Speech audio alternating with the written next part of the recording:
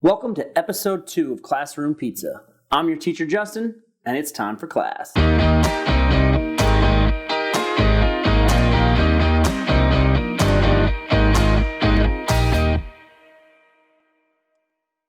Welcome back, and thank you for joining me here on episode 2 of Classroom Pizza. We are going to talk today about what you need to get started as an at-home pizza chef. One quick disclaimer though. Classroom Pizza is not just an information dump. It's not a place for you to come and get a quick tip or learn this recipe or that recipe. Classroom Pizza is really about giving you all the information that's out there and letting you inform your own decisions. I don't just want to give you the recipe so that you can cook my pizza. I want to give you the tools, skills, and knowledge necessary for you to create your pizza. Sound good? Then let's get started. So the first thing I'm going to do is I want to show you the flour that we're going to be using. So key here is that we are using what is called 00 flour.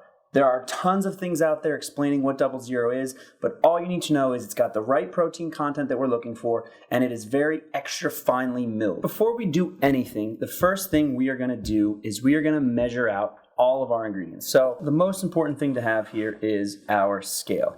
Okay, scale by weight. When we are doing any of these recipes, we are doing them by weight. Okay, so first up, we're going to do 330 grams of the 00 flour.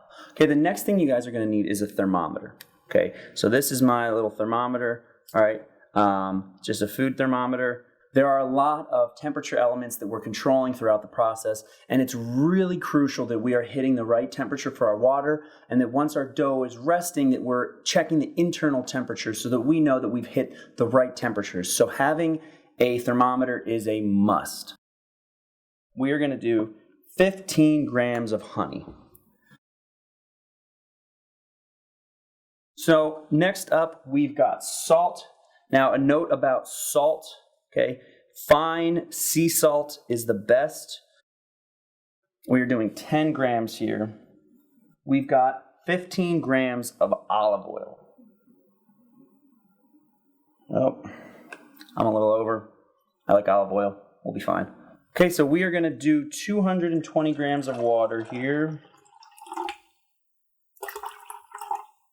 All right, and the key with this now is where our thermometer, if he wants to cooperate. All right, okay, you just stay in there. Our ideal temperature is going to be 105 degrees. We don't want to go too much hotter than that because at a certain temperature, yeast will die. Okay, so we're at about 105 here, perfect. Okay, and last up is our yeast. Again, there are a lot of different camps out there who will tell you tons of different things about yeast. We will get into that later on, but basically fresh yeast, active dry yeast, or instant yeast, or pre-fermented starters, any of those kinds of things changes a lot. So for today, we are going to use Fleischmann's Rapid Rise Instant Yeast, fast acting. That's a mouthful for some reason. Okay, so I've got my water to the side now. Yeast is the only one that I do not do by weight just because my scale does not pick it up. So I do about a little bit less than 1/6 of a teaspoon. A little bit. Once everything is ready to go, grab your trusty bowl and let's get started. So first thing we're going to do is we're going to add our water. Okay, and then we're going to add our El Salto. The salt, just making a nice little salt water mixture here. Then we are going to add our olive oil. Okay, now we're going to add our yeast. A lot of people out there will say not to add your yeast directly into your salt water mixture, but the reality is with that little bit of salt diluted by all the water, you're not going to kill your yeast, so you will be fine. Okay, so now I'm going to start by slowly adding some of my flour and just mixing it all in.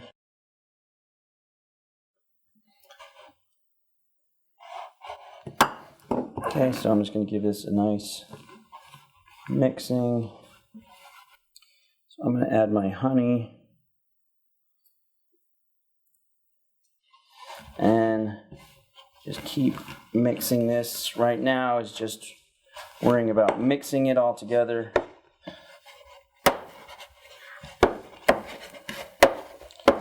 Okay. And this leads me perfectly into my next thing you guys absolutely have to have in your arsenal, a dough scraper of some sort. These are a must for everything. Getting your doughs out at the end of fermentation. I have two. I have a steel one that I like for certain things, but this guy is like $6 on Amazon, and he has been invaluable. They have much more industrial ones. I'm sure people are laughing at this guy, but he is a warrior, a poet, a warrior poet. He has been with me through it all. Okay, now this is the fun part. At least I think it's fun. Key in this stage is do not add extra flour. You will find that it is going to be sticky to the touch. That's fine.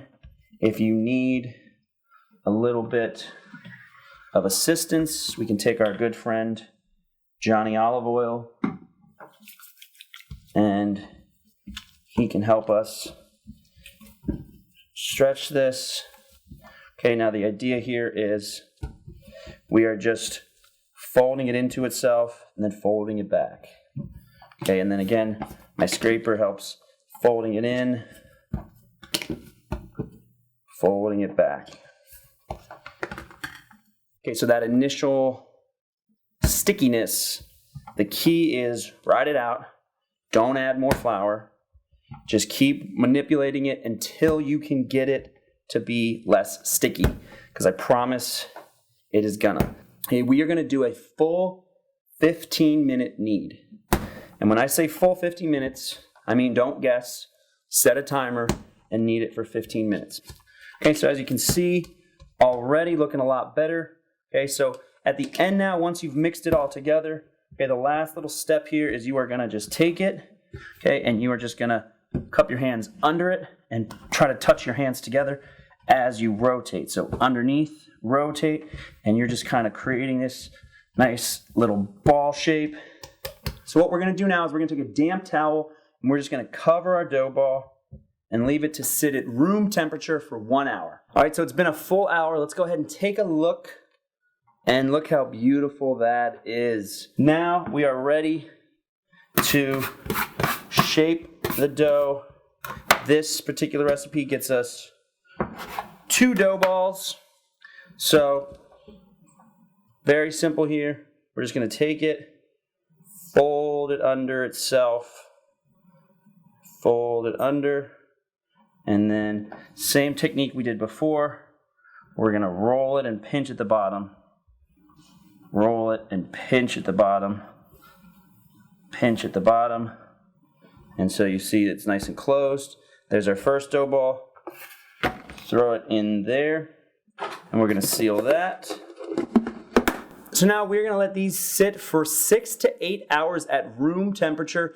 Anything longer than that, and you're going to want to put it in the fridge. So I will see you back soon, and then in 6 to 8 hours, it's pizza time. So while our dough is rising, let's go ahead and get our sauce made. So typically there are 2 main types of pizza sauce. Now, of course, there are tons of deviations from those 2, but the 2 big players are New York style, which is more oregano based, a lot more variety, and Neapolitan style, which is typically fewer ingredients, basil based, and much more simple. Whichever type of sauce you go with, either way, every good pizza sauce starts with San Marzano tomatoes. Okay, these are a type of plum tomato that come from San Marzano, Italy, which is known for its soil based on the proximity to Mount Vesuvius, and it makes it the best tomato in the world. Make sure you find the label that says product of Italy. Check the label. Sometimes it says canned in New Jersey.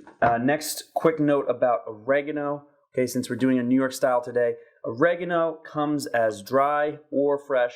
There's a pretty big difference in the flavor profile, I think, so feel free to experiment there. All right, so let's get to it. We're going to take 1 can of San Marzano tomatoes. Go ahead and dump this right in. But what we're going to do is we're just going to crush these up with our hands, okay?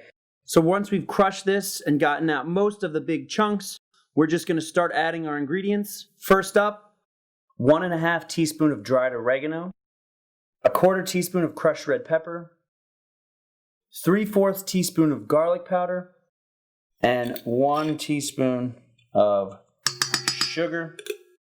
All we're going to do is just whisk this all together.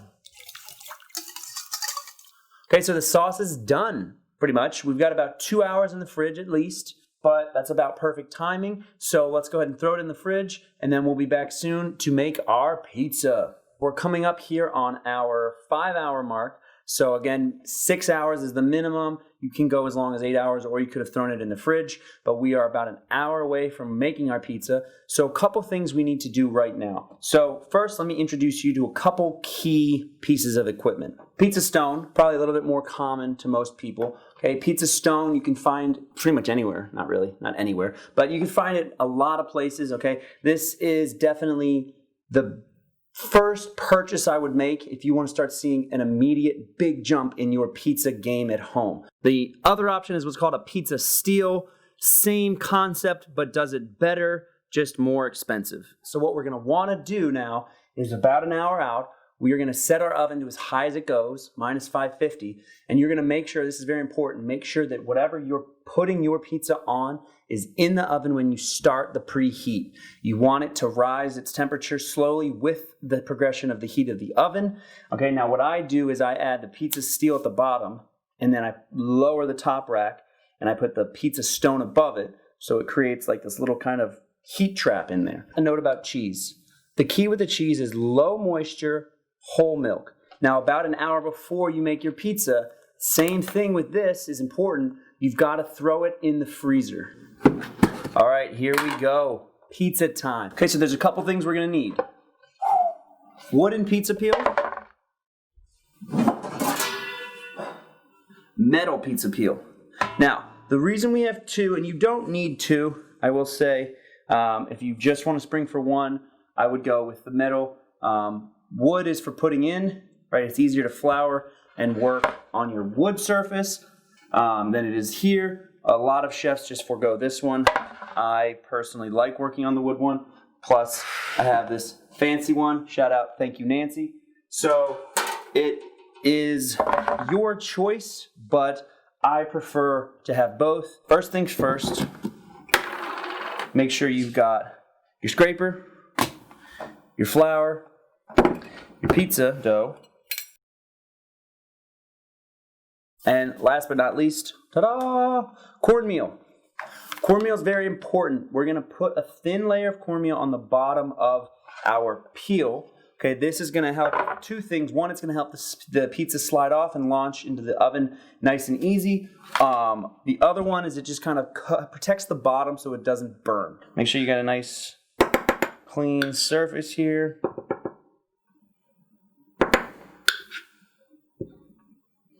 Okay, now what I'm going to do is, this is a very important part here, okay, because right now, this is the most sensitive that our pizza dough is, okay, because right now it's been rising, it's been making these nice, beautiful pockets of air for us, so we don't want to be too rough right now, okay, so I'm going to get my dough out, okay. First, you're just going to gently coat it in flour, top and bottom. And now, what you want to do, okay, is you want to push from the middle outward. Now, what we're doing is we are pushing all of the air that's in the middle of the pizza into the edges. Okay, so we are pushing the air around. Okay, now once we've done this, I like to just flip, make sure I've got lots of flour on the bottom.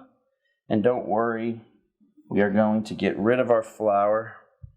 Just make sure we've got enough. Okay, now we're just going to shake our flour off. Okay, so now we're going to get our peel. I'm going to put a little bit of flour on here just to help take out any moisture that might be on the board. Then we're going to take our cornmeal, and we're going to do a very light dusting. This is just, again, to help our pizza launch. Okay, so now you're going to take your pizza and you're just going to pull one side. Okay, so you're going to hold your hand here. You're just going to pull the other side. And then as you pull it up, you'll see it stretch. All right, and then we can kind of reform our dough here. Okay, so we can keep pulling until we get the desired size here. We've got our general pizza shape now. Notice it moves nice and easily on the peel. All right, that's key here. All right, and what you're going to want to do is, as you are assembling pieces to this, right, so you're adding the sauce, you're adding the cheese, you're going to want to give it a couple shakes every now and again just to make sure it doesn't rest and sit and stick to your peel. Okay, that's very important. My oven is ready, and I'm going to put the dough in for about 1 minute before I top it, just to give the dough a little head start. Okay, and while that's happening, we're going to go ahead and get our cheese out, get our sauce ready. Okay, so our pizza is a little bit pre-cooked here.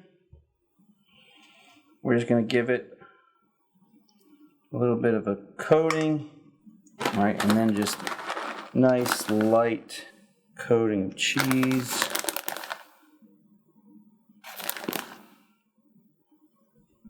All right, so that guy is ready to go.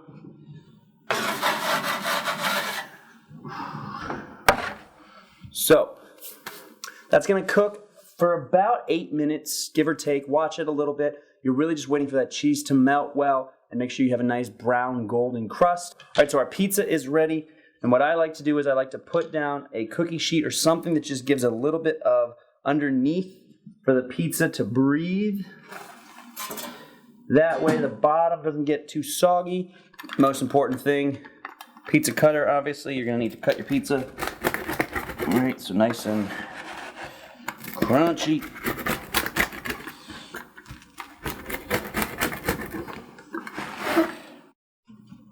All right, so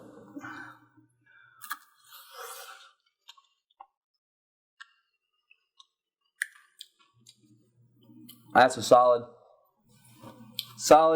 short, rising pizza. Okay, let me give you your homework so I can go eat.